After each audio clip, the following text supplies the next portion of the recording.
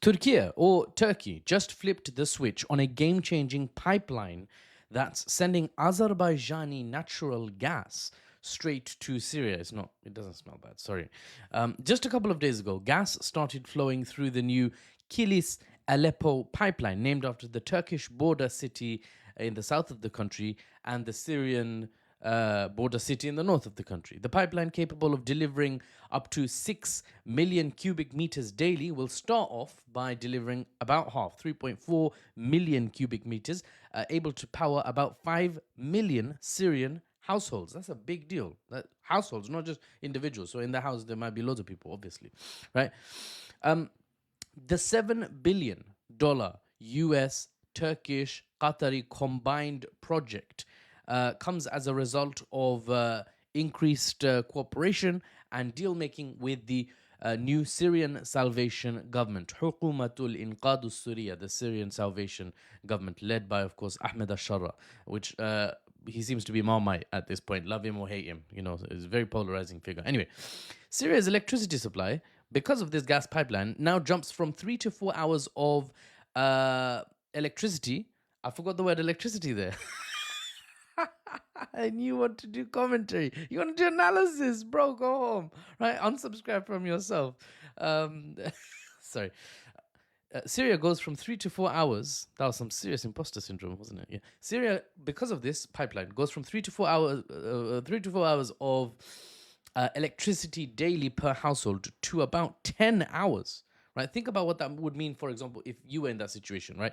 Think about what that means for Syrian businesses, households, emergency services, right? Not having to rely on a generator. And for many impoverished Syrian families, which is higher than average now because of the Assad regime and the difficulty that general Syrians were placed under during the civil war, more people were more poor, right? To put it absolutely in high quality economic terms. Loads of people didn't have generators, right? Or couldn't afford the expensive backup generators they would need to live life to a higher standard. It means the difference for many between power and no power for their homes for basically the entire day. Now, this pipeline doesn't just light up Syrian homes, it lights the way for a stable, unified Syria. Oh, bars. I wrote that one. Of course, I wrote that one. Sorry. Anyway, it's unified Syria, or newly unifying Syria, starting to forge relationships with its neighbors. That's what this gas pipeline symbolizes, which is why I thought it was worth making a whole fat video with all my stupid jokes and my unnecessary detours. Forgive me, my brothers and sisters. Right. Now, after its own, let's go through the geopolitics now to summarize. After Syria's internal politics, internal stability, which is a big challenge, by the way, there's loads of groups. I've made videos, you can check them out on my channel, talking about how Israel has basically chosen, like Ash Ketchum would choose a Pokemon, Israel has chosen the Druze community in the south of Syria and gone, I choose you for sustained Syrian instability, so that the nation can't stabilize, unify, prosper, and then in the future be a problem for the Israeli state. So internal security is a big one. Alawites in the west, of course, Kurdish in the northeast, very separatist tendencies there. Rightly so, to some extent, of course. The Kurds have been treated quite terribly, whatever country they've ended up in. But there is a chance now for unification and joint prosperity, mutual prosperity for all these minorities. And of course, let's not forget the majority, right? 80% of Syria is Sunni Muslim. They seem to not come into any sort of conversation. All I hear about is the Alawites. You didn't hear anything about, for example, the persecuted, not minority, the persecuted majority for the last 50 years under Assad family rule in Syria. That was fine. That was fine. Now it's all about the Alawites. Anyway, sorry. After internal Syrian security, the next arguably biggest mission for the country is integration with other nations and acquisition of economic and military allies. Because to Syria's south, as we touched on earlier, still occupying the Golan Heights, which is Syrian sovereign territory, according to international law, lies the belligerent, wary government in Jerusalem of the Israeli state. Because they moved it from Tel Aviv. Doesn't matter anyway. One occupied city to another. Khalas, mafi mushkila, no problem.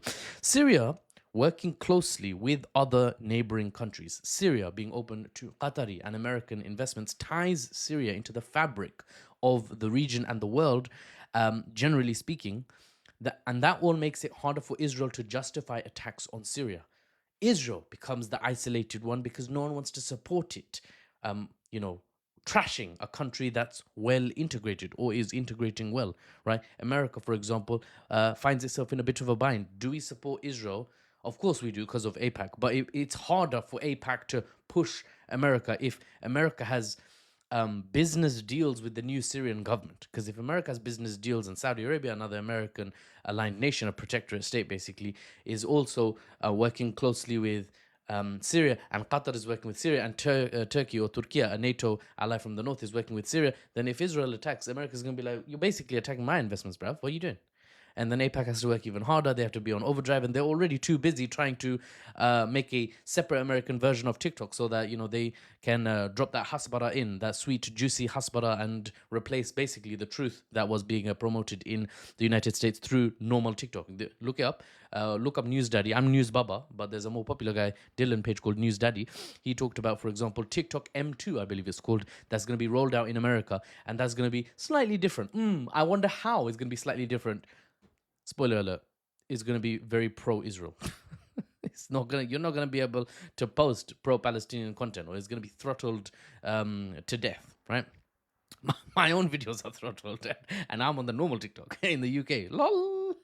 Anyway, that's the plan of the Syrian government, right? They're like, how do we make sure that we are not attacked by the South?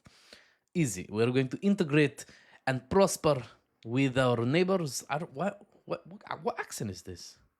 Is it Bora or is it Russian? Sorry. Let's just carry on. The Syrian government's plan. Okay, I'll be serious for the rest of this video. The Syrian government's plan, and some people are going to be like, then I'm leaving Muffles. I need the jokes. Otherwise, I can't pay attention. But honestly, think about it. Your attention span is amazing now. I'm the one who keeps going off on detours, but ironically, your attention span's amazing. You guys sit around for like 7, 8, 9, 10-minute TikToks now. Oh, mashallah, tabarakallah. Congratulations, guys. Congratulations. By the way, I don't care about crypto. So if anyone with my face as their display picture messages you about crypto, they're lying. They're trying to scam you. It's not me. I'm just sliding this into the middle of the video so that maybe they can't crop it out, because they take my videos, post it on their stupid fake channel, and then they slide into people's DMs afterwards, be like, are you enjoying my content? And then tries to scam you. I don't know what accent that was, the scammer's accent. Anyway, Israel's plan. We're going to integrate ourselves with other countries in the region to make it harder for, Syria's plan, sorry. We're going to integrate ourselves with the other countries in the region. We're going to try and prosper. We're going to try and economically link. We're going to try and find allies militarily, potentially as well. Turkey is already in that position. And we're going to make it harder for Israel to justify going beyond the south where they already are messing about. Right? Buy ourselves time, rebuild, and give our people something actually to fight for. A country that can actually allow them to prosper. And then they can be like, whoa, this Syria is actually working out. Let's work hard to actually make this our nation, right?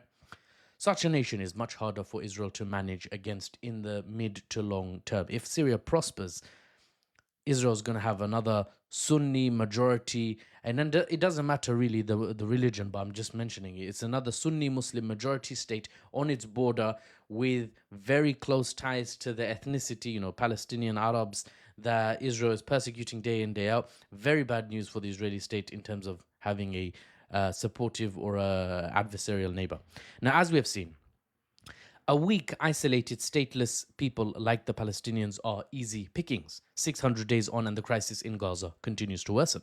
Whereas Iran, 12 days into Israel's war, had them accept a US brokered ceasefire. A ceasefire many sources say Israel themselves actually asked for through back channels with the US. Because against a stable nation, Israel cannot hack it. Geopolitically, it's like how a bully just can't... They can punch, but can't tolerate being punched back. Then they sort of leave, right? To go look for more vulnerable targets, like women and children, right? Like toddlers, like old men who need crutches, or babies that are lacking formula milk, right? That's a solid target, right? According to some Israeli officials, essentially, who have justified starving Palestinians to death in some cases. So Israel couldn't hack it against Iran. Syria is trying to lift itself up into stable nation status so that they can do what Iran is doing. And let's see if they can manage. This pipeline is just one example of what they're trying to try and pull the nation towards stability. And the struggle continues. I'll keep you updated, hopefully, at least once a week with the news and the analysis, unbiased and without the Western spin. Don't forget, if you're watching this on TikTok, to go to my bio and see all the ways you can keep connected to me. Don't make TikTok a single point of failure, because then if I leave the platform for whatever reason, then you will lose your connection to me and I'll lose my connection to you, which would suck. So please stay in touch and let me know where you're watching from. It's always really motivating. Loads of people, especially nowadays, have been sending in where they're watching from. Yeah, rep your country, bruv. Rep your country. Loads of people are saying, can't believe you didn't mention Maldives. There you go, Maldives. Can't believe you didn't mention Pakistan, brother. Pakistan. Well, I don't get many messages from Pakistanis. So it's your fault.